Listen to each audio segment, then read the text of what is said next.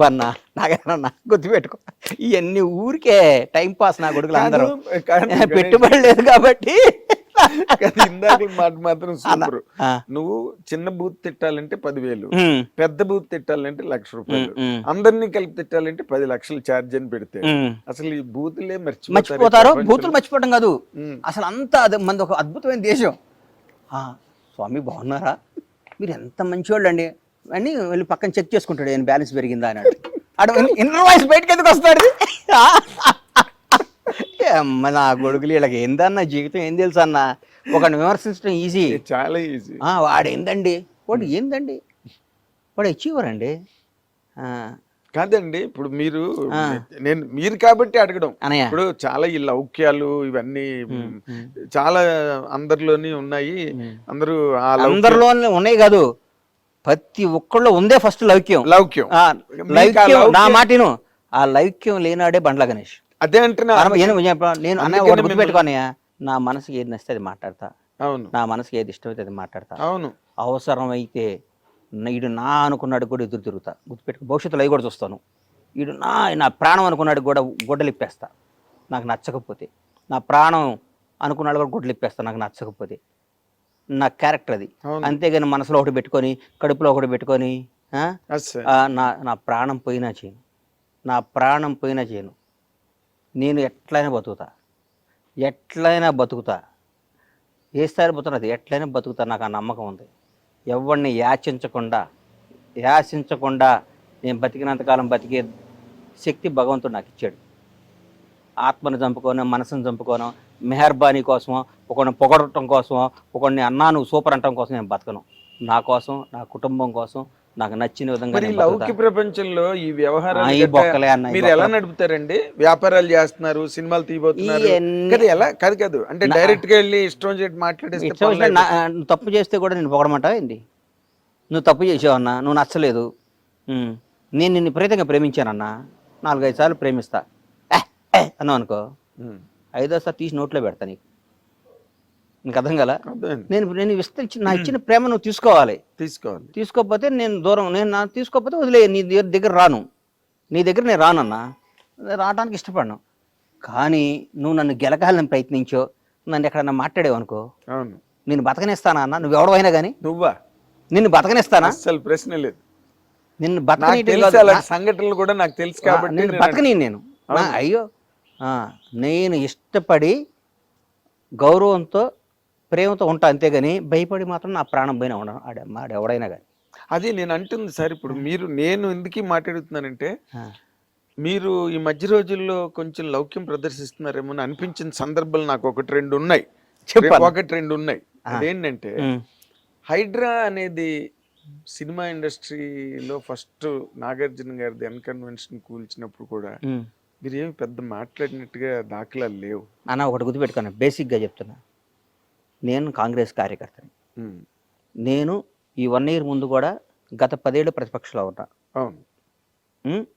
మా నాయకుడికి పట్టాలు ఇచ్చాం. ఆయన ముఖ్యమంత్రి, ఒక ముఖ్యమంత్రి పదవి ఊరకే రాలా. ఆయన జీవితాన్ని, ఆయన కుటుంబాన్ని, ఆయన జీవితాన్ని పణంగా పెట్టాడు. ప్రాణాలని పణంగా పెట్టాడు. 100%. రేవంత్ రెడ్డి ఆయన ప్రాణంగా పణం పెట్టాడు. పొరపాటున చాలా మనసాక్షి ఒక మాట చెప్పాలి నీకు, పొరపాటున మేము రాలేదనుకో, ఫస్ట్ విక్టిమ్ రేవంత్ రెడ్డి గారే. 100%. ఆయన బ్రదర్స్, ఫ్యామిలీ. రేవంత్ రెడ్డి గారి తర్వాత వాళ్ళ బ్రదర్ కొండలరెడ్డి వాళ్ళందరూ చెప్తున్నాం, వాళ్ళు ఒక నిబద్ధత గల మనుషులు. నేను ఒక్కోసారి వాళ్ళ బ్రదర్ని అడిగా, కొండలన్న నువ్వు మంచి పదవి తీసుకోవాలి అన్న.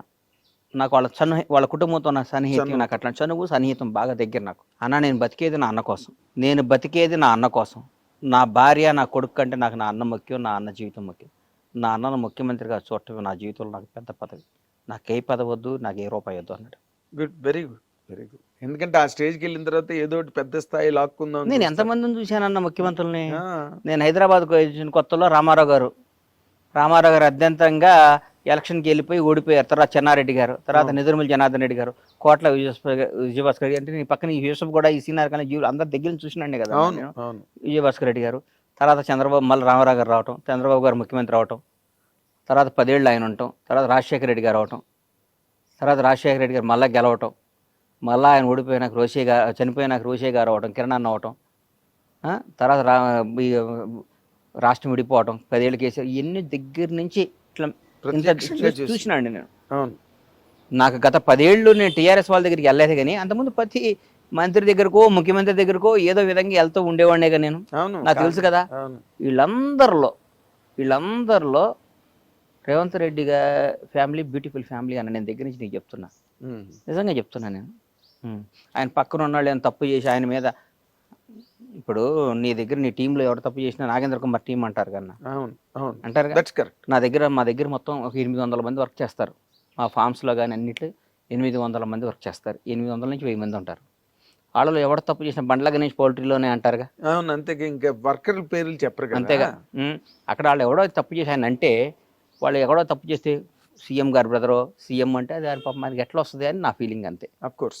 నేను అన్నది ఏంటంటే, అలాంటి హైడ్రా లాంటి సందర్భం జరిగి మొట్టమొదటే నాగార్జున గారి తాలూకు కన్వెన్షన్ టార్గెట్ చేసి దాన్ని ఓవర్ నైట్ కూల్చేసి దానికి ఏదో ఒక నోటీసులు లేకపోతే ప్రైర్ ఇన్ఫర్మేషన్ ప్రిపరేషన్ ఏమి లేదు. అసలు అలాంటివి జరుగుతున్నప్పుడు హైడ్రా మీద కూడా చాలా వ్యతిరేకత వచ్చింది ఓవరాల్ గా. అంటే నేను చెప్పలేను, అంటే నేను ఒక సినిమా రంగానికి సంబంధించిన వాడిగా, అందుకే సినిమా వాళ్ళంటే ప్రాణం నాకు. ఈ రోజు కూడా చెప్తున్నాను, నువ్వు రాజకీయం సినిమా అంటే, సినిమా సూర్యుడైతే రాజకీయం అనేది నేను దానికి విలువ కట్టలేను అసలు. నాకు అంత సినిమా ఇండస్ట్రీ అంత గొప్పది. కళామతల్లి చాలా గ్రేట్ అన్న. సినిమా రంగం ఒకటి గొప్ప విషయం చెప్తాను మీకు, ప్రపంచంలో దేనికైనా రిజర్వేషన్ ఉందన్న, దేనికైనా. ఐఏఎస్లకి ఐపీఎస్లకి ఎనీథింగ్, ఎమ్మెల్యే అవడానికి ఎంపీ అవడానికి ఉంది. సినిమా రంగంలో రిజర్వేషన్ ఉందన్న, దాన్ని మించింది ఇంకేముందన్న. సినిమా రంగంలో రిజర్వేషన్, టాలెంటే రిజర్వేషన్, అంతే. టాలెంట్. తమిళనాడు వెళ్తున్న విజయ్ ఒక క్రిస్టియన్ ఎస్సీ, అవును, టాలెంట్. ఎంతమంది రజనీకాంత్ క్రాచ్ చేసాడు ఇలా. మనం అంతకని ఎవరికి టాలెంట్ ఉందో, ఎవరికి దమ్ము ఉందో, ఎవరికి ఏముంది, ఏ రిజర్వేషన్ లేదు. పలానాయన కొడుకు ఆయన సినిమా చూడాలని లేదు. అవును, అసలు అలాగైతే ఎన్ని సినిమాలు ఆడాలి. అంతేకన్నా. RTC driver conductor Yash, driver కొడుకు యాష్ ఇవాళ కన్నడ సూపర్ స్టార్. అవును, కరెక్ట్. చిరంజీవి గారు నాన్న కానిస్టేబుల్, మెగాస్టార్. అవును, ఆయన ఎంతమంది ఒక తరాన్ని తీసుకొచ్చాడు, ఎంతో మందికి ఒక భరోసా కల్పించాడు కదన్నా. అరే, ఎవడైనా ఒక ఇస్త్రీ చేసుకునేవాడి పిల్లాడైనా, ఆర్టీసీ రిక్షా దొక్కేవాడి పిల్లాడైనా, ఒక చిన్న ఎంప్లాయ్ పిల్లాడైనా, ఒక చిన్న ఆర్టీసీ డ్రైవర్ పిల్లాడైనా, చిన్న కోడిగుడ్లు అమ్ముకునే కోళ్ళ రైతు, ఒక 2000 కోళ్ళు ఉన్న కోళ్ళ రైతు కొడుకైనా సరే సినిమా రంగానికి వెళ్ళొచ్చు, పైకి రావచ్చు అంటానికి. ఎట్లొస్తాం రా మనం, మన రానివ్వరు రానే వాళ్ళకి. నాన్న చిరంజీవి వాళ్ళ నాన్న మేము కానిస్టేబుల్ అంట, నాన్న మెగాస్టార్ కాలేదా అని గొడవ పడే స్థాయికి తీసుకొచ్చి ప్రపంచానికి ధైర్యాన్ని తీసుకొచ్చి ప్రపంచానికి భరోసా ఇచ్చిన వ్యక్తి మెగాస్టార్. మనం అట్లాంటప్పుడు దాని సినిమా రంగం అనేది, చిరంజీవి గారు వచ్చాడు రాజకీయాల్లోకి, కేంద్ర మంత్రి పదవి చేశారు, అన్ని చేశారు. ఈ మనకి మన స్టైల్కి నచ్చదరా అన్నాడు. షర్ట్ తిప్పినంత ఈజీగా రాజకీయాన్ని పక్కన పడేసాడు. ఆయన ఒరిజినాలిటీ చేసుకున్నాడు, బ్రహ్మాండంగా యాక్ట్ చేసుకుంటున్నాడు. అవును, ఇంటర్వ్యూలో చెప్పారు కూడా, నాదేని ప్రపంచం నేను ఎన్నిసార్లు అనిపిస్తుందో. అమ్మ మనం 15 సంవత్సరం వచ్చాం, నాకు ఏజ్ 15 ఇయర్స్ ఇండస్ట్రీకి వచ్చా కదన్నా. నేను 16 సంవత్సరం ప్రేమ ఖైదీ యాక్ట్ చేస్తుంటే జూనియర్ ఆర్టిస్ట్గా మేము అందరం ఇన్స్టిట్యూట్ నుంచి తీసుకొస్తే మీరు వచ్చేవాళ్ళు, మీరు ఆంధ్రజ్యోతిలో దీంట్లో రిపోర్టర్గా ఉండేవాళ్ళు. అప్పుడు చూసేవాడు నాగేంద్ర కుమార్ గారు. అప్పటి నుంచి మీరు అంటే దాదాపు 35 ఇయర్స్ 36 ఇయర్స్ అప్పటి 35 అప్పటి నుంచి చూస్తున్నా కదా. అందుకని సినిమా రంగంలో ఉన్న ఆనందం, సినిమా రంగంలో ఉన్న దీంట్లో ఉందన్న. 1,00,000 కోట్లు ఉండొచ్చు అన్న, అవతలాడికి 1,00,000 కోట్లు ఉండొచ్చు. సినిమా హీరో, సినిమా డైరెక్టర్ వస్తే వాడు లేచి నుంచోవాల్సిందే. సక్సెస్ఫుల్ మనిషి వస్తే, ఎవడన్నా ఆయన మొన్న ఈ మధ్య పెద్ద ఆయన బర్త్డే చేసుకున్నాడు, సినిమా హీరోలు నీ స్పెషల్ ఫ్లైట్లు వేసుకొని తీసుకెళ్ళి చేసుకున్నాడు. ఆయనకి ఎంతో డబ్బు ఉంది, ఎంతో మంచోడు. కానీ వీళ్ళందరూ ఆయనకి వాల్యూ ఎక్కడొచ్చింది? సినిమా రంగం. సినిమా వాడండి అంటారు. సినిమా వాడు లేకపోతే జీవితం గడవదు. అవునా? చిన్న చూపు. ఇప్పుడు మీరు అది క్రాస్ చేయలేదా? బొక్కలేనా పిచ్చినా కొడుకులా వీళ్ళందరూ. వీళ్ళకి ఏం తెలుసా నా సినిమా అంటే? ఊరికే వాళ్ళకి నచ్చదు కదా. అదే మన వాళ్ళలో ఉంటారు కదా, ఎవడండి ఊరు వదిలిపెట్టి వెళ్ళిపోయి డబ్బు సంపాదించాడు, నేను అందుకనే ఊళ్ళోంచి వెళ్ళకుండా మనకి పొలం, మన వ్యవసాయం, మన కథ అంటుంటాడు. మీ గురించి ఎవడనైనా మనిషి నైజం అది. వాడు అసంబద్ధుడు. వాడు అరుగు మీద కూర్చొని లింగి కట్టుకొని ఈనాడు పేపర్ చదివి ఒక సొట్ట కాల్చుకొని ఇంటికి వెళ్ళి అన్నం తిని పడుకొని వాడి జీవితం వాడు. నువ్వు సాధించి హైదరాబాద్ వచ్చి ఒక 1000 కోట్లు సంపాదించి ఆ 1000 కోట్లు అందరికి దానం చేసి మళ్ళీ ఊరు పోయి అరుగు మీద కూర్చొని మాట్లాడు. అంటే కాదు, ఈ మధ్య రోజుల్లో మన సినిమా పరిశ్రమకి సంబంధించి ఇప్పుడు ఎవడ సినిమా వాడిని ఎవరు విమర్శించలేదన్న నువ్వు. ఒకప్పుడు చేసేవాళ్ళు అట్లా, ఇప్పుడు సినిమా అంటే ఎందుకంటలేదంటే సినిమా అనే దాని హిట్ టీవీ యాప్, ఇందులో short news, live news, entertainment shows, movies, digital magazines తో పాటు మీ జిల్లా వార్తలను కూడా ఫ్రీగా చూడొచ్చు. అంతేకాదు కేజీ నుంచి పీజీ వరకు విద్యార్థులకు స్కాలర్షిప్ కూడా అందిస్తున్నాం. ప్రతి వారం 10 మందికి లక్కీ డ్రా ద్వారా ఒక్కొక్కరికి 10,000 రూపాయలు అందిస్తున్నాం. ఇంకెందుకు ఆలస్యం, వెంటనే హిట్ టీవీ యాప్ ని డౌన్లోడ్ చేసుకుని ఫ్రీగా ఎంటర్టైన్మెంట్ పొందండి. Hit TV app. Hit TV app. Please download Hit TV app. Hit TV app ని ఫ్రీగా డౌన్లోడ్ చేసుకొని ఎంజాయ్ చేయండి. మీకు నచ్చిన ఎంటర్టైన్మెంట్ కోసం హిట్ టీవీ యాప్ ని ఫ్రీగా డౌన్లోడ్ చేసుకుని ఎంజాయ్ చేయండి. హిట్ టీవీ యాప్ని డౌన్లోడ్ చేసుకుని ఆస్వాదించండి, ఆశీర్వదించండి. ఇంతమంది సెలబ్రిటీలు హిట్ టీవీ యాప్ ని డౌన్లోడ్ చేసుకోండి అని చెప్తున్నారంటే ఎంత మంచి యాప్ ఆలోచించండి. అమెరికా అమెరికా అమెరికా అమెరికాలో చదవాలనుకునే వాళ్ళకి విశ్వసనీయమైన పేరు మన శౌర్య కన్సల్టెన్సీ.